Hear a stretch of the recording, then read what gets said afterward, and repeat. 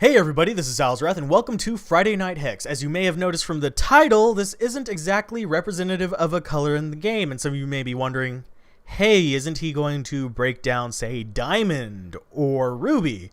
No, I've actually taken some feedback and I decided to reevaluate the series, and I'm going to be switching more towards strategy subjects. So don't worry, the card evaluations will continue, but in their own special way, and you'll have to wait until tomorrow to find out specifically how, as I will be launching a new series then. But all that aside, let's actually move on to what you probably already guessed today's topic is about, and that is a lovely topic I mentioned wanting to cover a while back, and that is bread.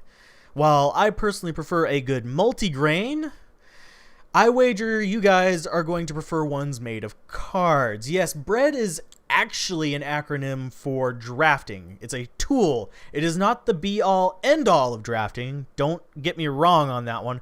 But it's a good way to, especially whenever you're leading into a draft situation, it's a good way to start the deck. Remembering B.R.E.A.D on that first pack, maybe even into the second pack, is a good way to ensure that your deck has a very strong foundation. Now, as you get further into the draft and more experienced, you're going to have to also look at concerns such as the resource curve, the consistency of a deck, and a variety of other things, including what you're signaling to your opponents, because sometimes an opponent will try to shut you down, or they will try to avoid interfering with your drafts, because whenever the draft comes around, you don't want to be fighting for cards with the person next to you. Now, B.R.E.A.D itself, as an acronym, has a variety of different meanings. For each part of the acronym, and I'll try and note the major ones where there's some conflict here, there are some various meanings. Personally, I tend to even complicate this further by considering that there are two B.R.E.A.Ds in a specific draft.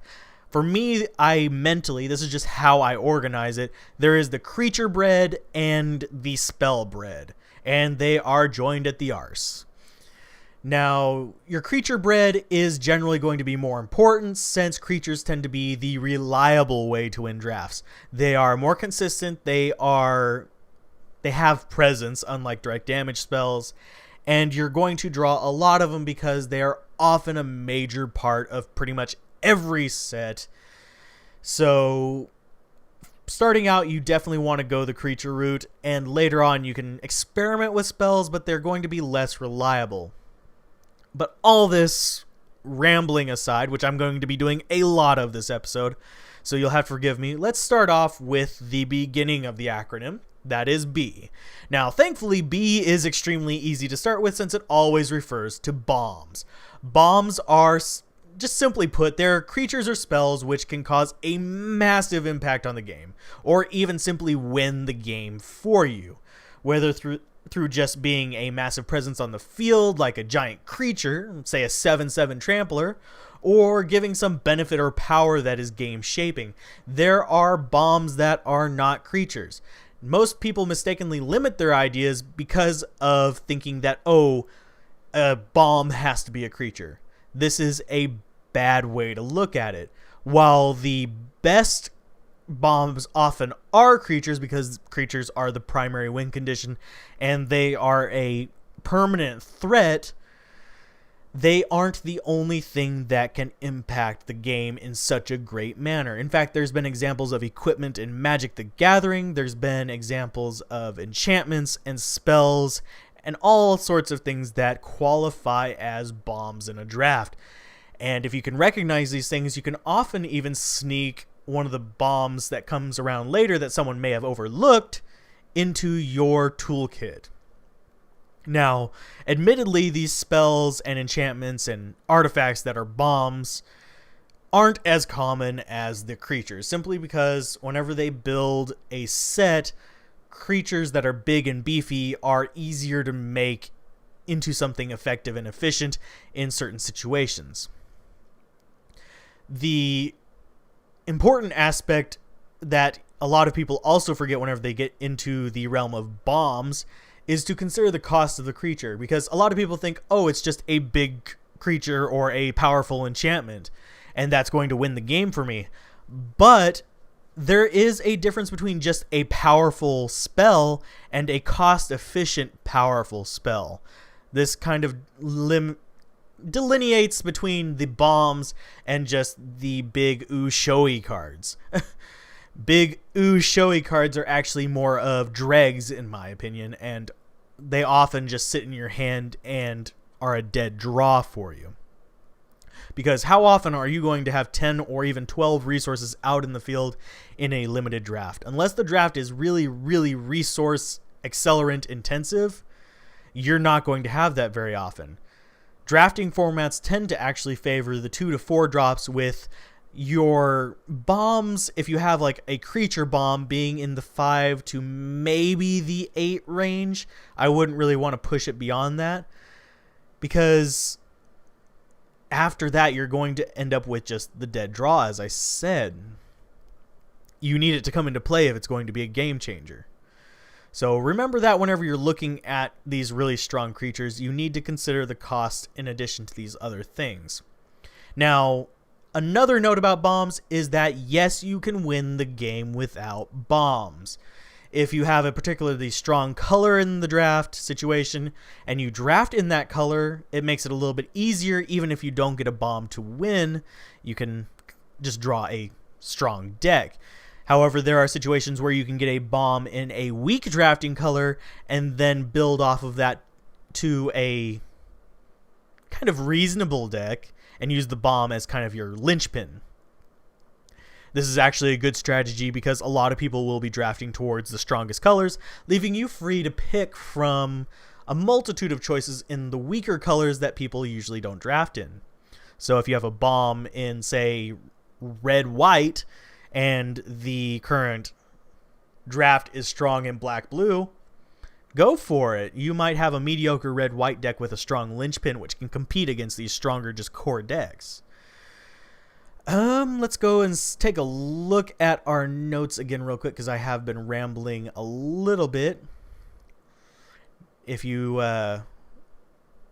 just have to be really careful to analyze what is and is not a bomb. Don't always focus on creatures as bombs. Don't always focus on big guys as specifically being bombs, especially if their cost is exceptionally high. Now, in this episode, I'm not going to cover specific cards. I'm going to go ahead and leave that for the specific card breakdowns, where I'll discuss both the drafting and the construction potential of a given card, as well as other uses I see for it, as well as things that I think it might be indicating for the game. But that note aside, let's go ahead and move on. We've got another acronym here, which is R. That's where the breads join, and that is removal. And generally, removal, I always think of spells or artifacts or something, or in some situations, creatures that control or remove a threat from the board. You have hard removal, which is awesome and usually one of the best ones to pick, and is hands down one of the best tools for handling things such as your creature-based bombs, be beasties or smaller creatures transformed into bombs. And it's spells like murder or extinction. And that is your hard, just straight up bang, I kill you kind of card. Now, there are other things that are considered removal besides just this. And while in drafting the term removal is often creature-based removal, you can also be looking at enchantment or artifact or similar removals that are important to the particular structure of the draft format. Although in most draft formats, you are not going to be worrying about that. For the sake of this argument, we're going to leave it at just creature removal and talk about the different types of that. Now, beyond just the hard, just I kill you removal, there are other types of removal. There's conditional removal, such as counter spells, which require the card to be in the process of being cast, which can remove anything as long as the counter spell can target it. And you also have conditional removal where, say, it requires an opposing creature to be attacking to utilize its ability. You also have soft removal, which can either disable enemies like inner conflict, or that can nerf them or even boost your own guys, such as Giant Strength, or which in Magic the Gathering gives +3/+3, which is attack and defense, or spells that reduce the enemy strength, which is another type of soft removal or even combat trick in some senses. A lot of removal is indeed combat tricks, which is worth remembering. Instants are very powerful in this kind of area. And to an extent, even Polymorph Dingler could be considered a type of removal. Even though it doesn't remove the presence of a creature, it just transforms it into something else. And the last type of removal is just direct damage. You can burn the crap out of it. There is a card called Burn. It does this. It's a 2 damage spell, and that'll shut down a lot of turn 1, turn 2, and even some turn 3 or higher drops. So definitely worth looking at. Removal is not a complex subject, although use of it is an important thing to note. Now, before I move on, I want to kind of share a bit of wisdom for drafting in your removal field. Removal will not win the game for you unless you are extremely heavy in control, and that is only possible in certain drafts, if at all. And truth be told, for the novice drafter, you do not want to be going so far into the removal field that you ignore your creature curves and the fact that you really do want a good 14 or more creatures in the deck so you can reliably have them in play. You want to be playing a creature each turn. Removal is your way of handling enemy creatures. Just remember, offense is the best defense. You need to be aggro. But anyway, next on the list, we split off again from where we're joined at the arse into the letter E, which can stand for a lot of things. The two most popular being efficiency and evasion. Personally, I prefer evasion. And obviously evasion refers to creatures like, say, Thunderbird, which flies, or creatures that can be blocked only by artifacts, or by blood creatures, or by whatever. There's even a whole list of evasive techniques that can be used. And this refers almost strictly to creatures. With evasion, the spell aspect of evasion is very uncommon and very, very niche. And that is the idea that a spell is uncounterable, or it requires X, Y, or Z to be countered, or it comes into play, say, there are instant spells that summon creatures on their own can't be blocked by an anti-creature counter spell. Stuff like that. It's so niche that it's not really worth considering. So whenever I step over to the spell side of B.R.E.A.D, I tend to look at the efficiency.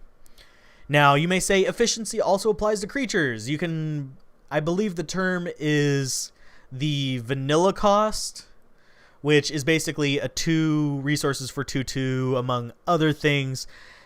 This is something that I don't know the terminology for just off the top of my head, but it's basically the rule of thumb that is it a good cost for just a dude of a certain strength. For that, I actually wait until later in the B.R.E.A.D acronym, simply because I don't view plain old dud creatures, basically, or just dudes, as being high enough to be on the 3rd letter of B.R.E.A.D. They're later on. So efficiency on spells is actually a big thing. It's the cost of you either have a good cost spell for one effect, such as a really cheap removal or a really cheap enchantment that causes a really good effect, or a normal cost spell that has multi-uses. In Magic the Gathering, a really good example of an efficient spell is Sphinx Revelation, which gives you life and card draw for X, which is just you pump as much mana into it as you want, and you get the life and the card draw, which is an amazing card. If you ever see it in a draft, grab it. If you're in the colors that can utilize it. Let's see, where's my list? I've already covered the multi-purpose spells. I've already covered Oh, another thing of efficient spells is that they can sometimes give you card advantage, or pretty much anything along those lines. There's one cost for 2 cards, such as a mill spell, which removes 2 enemy cards from their hand or causes them to discard from their deck. There's also the efficiency of 1 card to draw multiple cards or even seek out cards. This can be another form of efficiency in a spell. Now, another example of a way there are efficient spells around are specifically targeted, say counter spells are really good examples of this because they're often cheaper than just the broad counter spell. Even if it's currently the most common counter spells are 3 blue, where you can have specific targeting ones for 1 or 2. In fact, a good example of an old one was a spell which for 1 blue countered any red spell. It's just an example of a good thing, especially if you have it in a sideboard. They're good to draft, and I like them around. With creatures, the important thing here is evasion, evasion, evasion. Flying creatures are very powerful in draft. You have unblockable creatures are extremely powerful in draft as well, especially with the pumping abilities available in Hex. Now, I'm going to stop rambling about the E's, because I think I covered most of the points I wanted to. My list is a little disorganized. But we're going to go ahead and move on to the 4th letter, and that is A. A tends to stand for aggro or card advantage. I already talked a little bit about card advantage in efficiency, since, well, it's efficient to have card advantage. That means you're playing very efficiently. Aggro, on the other hand, obviously, in my opinion, usually applying to creatures, although I suppose by some stretch of the imagination you could apply it to burn as well. I just don't like that application for it because burn is much better placed in removal.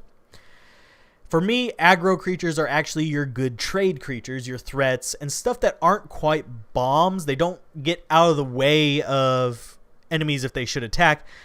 Instead, they're actually just things that force your enemy to either trade a card to block, simply because it's that big of a threat, or that can sit around and deter the enemy from attacking you. And I like aggro creatures much more than just cost-effective creatures to fill out my curve effectively, simply because they pose that much bigger threat. But I also like to put creatures with abilities that lend themselves to these good trades as aggro as well, such as First Strike is an extremely good tool on a creature, simply because not only is it sitting in the realm of I don't even have to trade, but it also sits in the realm of being able to shut down pretty much anything smaller, so the enemy really can't attack with smaller creatures without immediately saying, oh, they're gone without any effect. So, yeah, it makes them up a little bit higher than just the basic little creatures. And it's worth that little bit extra cost, in my opinion. For me, most of my creatures fall into the aggro slot. I look at creatures that either have dual useful purposes. I'm trying to think of a good example of an ability in Magic the Gathering that is common among aggro creatures, and that beyond First Strike and Double Strike. You have the ability that if you pay 1 white resource, you can, or 1 white or black resource, correction, you can drain life from an opponent. That's a good thing on a guy. That's kind of more in the realm of efficient, though. But I digress. Card advantage, I already covered a bit in efficiency. It's something I tend not to use too much in my builds, which is kind of actually a bane on me whenever I'm drafting, because I always forget to go for it. Instead, I'm looking at the just straightforward approach of aggro creatures, bombs, removal to shut things down. But draw is actually very important in draft, as long as you aren't going to just simply draw yourself out. Mill is also extremely powerful, simply because if you have a really strong mill, you can just push everything out of the enemy's deck, hopefully even taking out their bomb cards. This is one reason why I like Omen of Oblivion so much in draft, simply because it can target the bomb creature even before it's cast. It can target the bomb spell even before it's cast, making it just gone. A dead draw on top of that. So that's one thing I do like about that. And I keep saying I won't go into specific cards, but I'm going to mention them from time to time. Let's see. Another thing about card advantage, we're kind of blurring the line between E and A here, is it's even more important if you don't get a bomb to get this card advantage. And it's one mistake I make a lot whenever I'm drafting, is that if you're not going to have the big game winner, you want to accelerate your deck to get down to basically more stuff. You're going to want to overwhelm the opponent. You're going to want to go faster. And this card advantage is really important for that. So you want to bring enough force to bear that way if you can't get a hold of a simple game-winning card. And finally, we move on to the last letter of B.R.E.A.D, and that is D. A lot of people refer to it as Dregs. I actually like the suggestion that someone put forward of referring to it as dudes.